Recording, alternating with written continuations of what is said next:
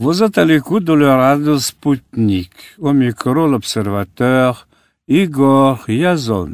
La Commission des droits de l'homme de l'ONU a pour mission d'enquêter sur les violations des droits de l'homme, non seulement au cours de la période postcoloniale actuelle de la communauté mondiale, mais aussi au cours de la période historique déjà éloignée des colonies. Ainsi, un groupe de 5 experts dirigé par le Polonais Michał Balcerzak s'occupe des colonies africaines de la Belgique, dont le plus grand était le Congo, aujourd'hui République démocratique du Congo. Son étude l'a mené dans les grandes villes du pays pour enquêter sur le racisme, la discrimination raciale, l'afrophobie, la xénophobie et l'intolérance qui est associée affectant les personnes d'ascendance africaine en Belgique. Les conclusions de leur pré-rapport sont sévères. Nous exhortons le gouvernement belge présenter des excuses pour les atrocités commises pendant la colonisation. Pour clore le chapitre sombre de l'histoire, la réconciliation et la guérison et les impératifs que les Belges doivent enfin affronter et reconnaître le rôle joué par le roi Léopold II et la Belgique dans la colonisation et son impact à long terme. Et donc, autre recommandation en forme de supplique. Les rapporteurs demandent à la Belgique de faire des excuses. L'exigence qui a indigné l'actuel Premier ministre belge Charles Michel. Ce que le roi Léopold II a fait au Congo n'a rien à voir avec la Belgique actuelle, a déclaré le Premier ministre parlant sur RTL. Ce qui a dit encore Monsieur Charles Michel, vous pouvez l'écouter. Introduction de néerlandais en français. Hier, j'ai pris connaissance d'un résumé de ce rapport. C'est très étrange. La Belgique est un pays qui combat la discrimination. L'histoire coloniale ne concerne pas que la Belgique. Elle touche de nombreux pays européens.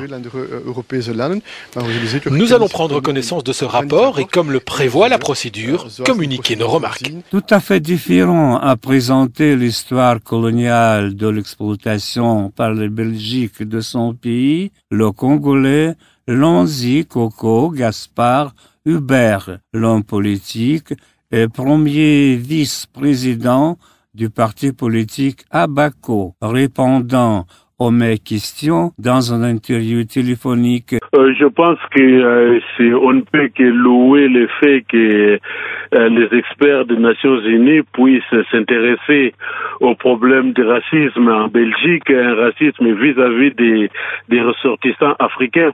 Mais ce qui est un peu ambigu et surprenant, quel est le rapport entre les discriminations raciales et les crimes, les faits commis lors de l'époque coloniale? On peut à la limite essayer de comprendre ce que veulent ces experts s'ils estiment que la colonisation a fragilisé les pays d'Afrique et est à l'origine des problèmes actuels de l'Afrique. Mais dans ce cas, il ne revient pas aux Nations Unies de demander à ce que la Belgique fasse des excuses. C'est au gouvernement congolais d'interpeller directement l'État belge dans la mesure où les crimes commis sous l'époque léopoldienne au Congo relèvent des crimes contre l'humanité. Donc ce sont des crimes imprescriptibles. Je pense plutôt que c'est courageux de la part des Nations Unies, mais les Nations Unies doivent avoir ce courage concernant ses propres troupes en République démocratique du Congo qui sont depuis plus de 15 ans et qui n'arrivent toujours pas à rétablir la paix dans ce pays. Selon vous, le nouveau président de République démocratique du Congo, Félix Tshisekedi, et ses proches, tous les Congolais, est-ce qu'il peut demander, revendiquer la Belgique, le Bruxelles, apporter ses excuses à le peuple exploité presque 2 siècles?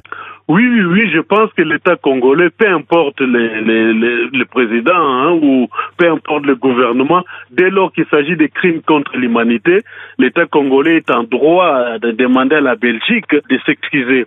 Mais le problème entre les contentieux, s'agissant du contentieux belgo-congolais, ne concerne pas seulement que ces crimes. Il y a aussi des biens qui avaient appartenu à l'État indépendant du Congo et que la Belgique n'a jamais restitué depuis les indépendances. Voilà un autre dossier qu'on peut aussi soulever au-delà des pardons, des excuses vis-à-vis du peuple congolais. Mais la problématique du gouvernement congolais aujourd'hui, si elle demande des excuses pour des crimes commis par la Belgique au Congo, il sera obligé aussi de les demander par les crimes actuels commis par le gouvernement rwandais à l'est de la République démocratique du Congo. Vous voyez tout ce que ça peut soulever comme problème par rapport à un nouveau président qui est tenu par des anciens qui ont participé au massacre de nos compatriotes congolais. Vous savez que le dossier est composé par 7 groupes qui appartiennent à la Commission des droits de l'homme de l'ONU. Il y a quelques 74 points contre la Belgique. Et ces flairons ne pas passer aperçus dans le pays même. Parce que, par exemple, le premier ministre de la Belge, Charles Michel, a évoqué un rapport étrange et dit attendre une version définitive prévue en septembre 2019. Donc, il a dit, le premier ministre Charles Michel a dit, c'est pas nous, c'est nos ancêtres, c'est notre roi qui a commis des crimes contre les Congolais. Mais je ne suis pas d'accord avec le Premier ministre belge lorsqu'il dit que ce n'est pas lui, ce sont ses ancêtres. Mais il y a continuité de l'État dans la gestion d'un pays. Ce qu'ont commis ses aînés sont valables pour eux aussi. Ils sont valables par rapport à la mort de Lumumba, mais ils sont valables par rapport au crime aussi de Léopold II. Moi, je pense que la vraie question, c'est pourquoi les Nations Unies soulèvent cette question maintenant? En tout cas, il me semblerait qu'il y a une mise en cause des Nations Unies en République démocratique du Congo, et je pense que la Belgique peut être à l'origine de ça. Oui, je pense que la position des experts des Nations Unies doit cacher quelque chose, et notamment le mécontentement de la Belgique par rapport à la forte puissance des Nations Unies en République démocratique du Congo, et qui assiste impuissante à la déstabilisation de ces pays. Et donc c'est une question, c'est une réponse du berger à la bergère. Donc je crois que le fond du problème est là. Voilà pourquoi cette enquête, ces conclusions pour moi sont étranges, mais sur le fond, elles sont fondées, elles sont censées. Sauf que ce n'est pas à l'ONU de soulever ça, mais au gouvernement congolais. Dans l'Internet, j'ai trouvé pas mal de photos de Congolais de l'époque coloniale. Mais c'est affreux ce qu'on a fait. C'est affreux. D'ailleurs, les spécialistes de cette période, quand ils parlent de la gestion léopoldienne du Congo, parlent de l'Holocauste oublié. Il y a eu au moins, si ma mémoire est bonne, 20 millions de morts, au moins. Donc, tout ça, c'est un passé très très lourd par rapport à la Belgique.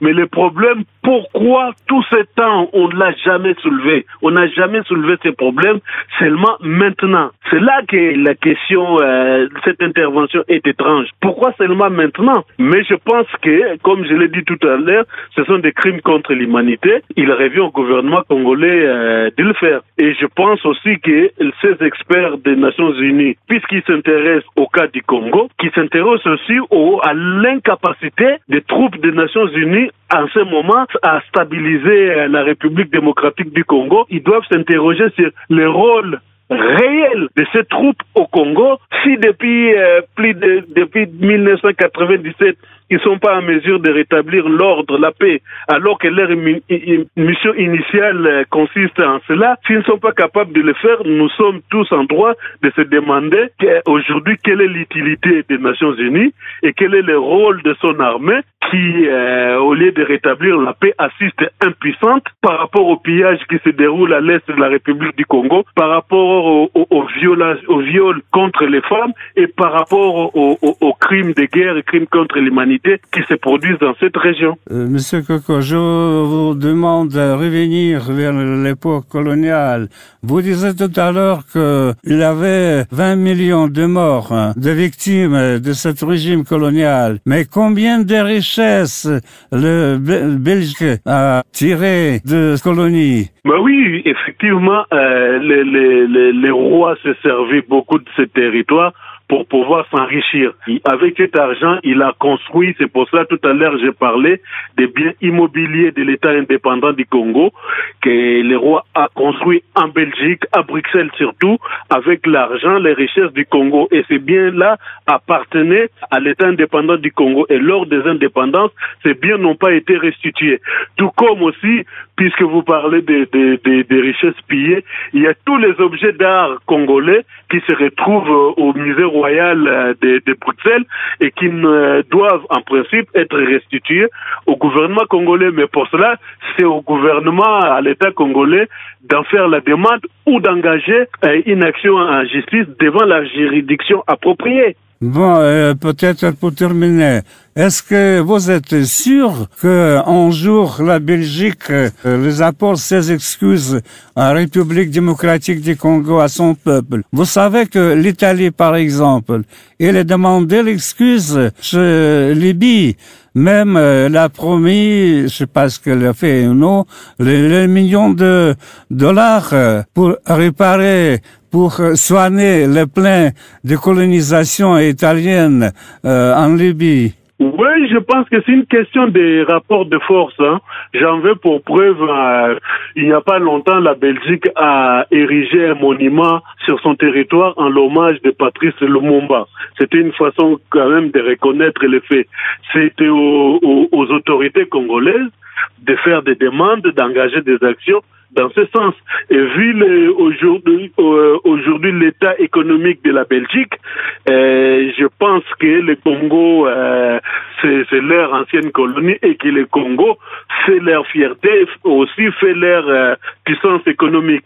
Je pense que le Congo aujourd'hui est en mesure d'obtenir des pardons de la part de la Belgique. Mais encore faut-il que l'État congolais, les autorités congolaises, aussi bien de la majorité que de l'opposition, soient soudés pour cette cause commune, cette reconnaissance commune. Épouse cette cause, qu'il n'y ait pas de divergence à l'intérieur du pays pour que la Belgique présente effectivement des excuses au peuple congolais par rapport à ces crimes de l'époque coloniale. Vous ne pensez pas que le nouveau gouvernement, nouveau président Félix Tshisekedi peut revendiquer, accomplir cette mission? Il peut le faire s'il a le soutien de toute la classe politique congolaise. Je pense qu'il peut le faire.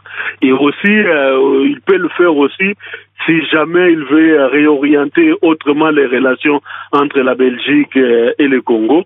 Je pense qu'il y va de l'intérêt et du peuple belge et du peuple congolais que les excuses soient faites. Malgré les moments difficiles vécus ensemble, mais il y a eu aussi des bons moments et que pour l'intérêt de tout le monde, il vaudrait mieux que ces excuses soient faites et que la Belgique pense à redorer son blason en restituant tous les biens, notamment les œuvres d'art congolais, comme la France est en train d'ailleurs de s'apprêter à le faire vis-à-vis de ses anciennes colonies.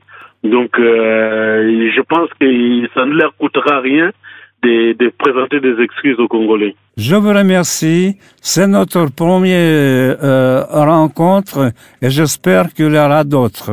Il n'y a pas de problème. C'est moi qui vous remercie de m'avoir accordé l'occasion de parler sur cette problématique belgo.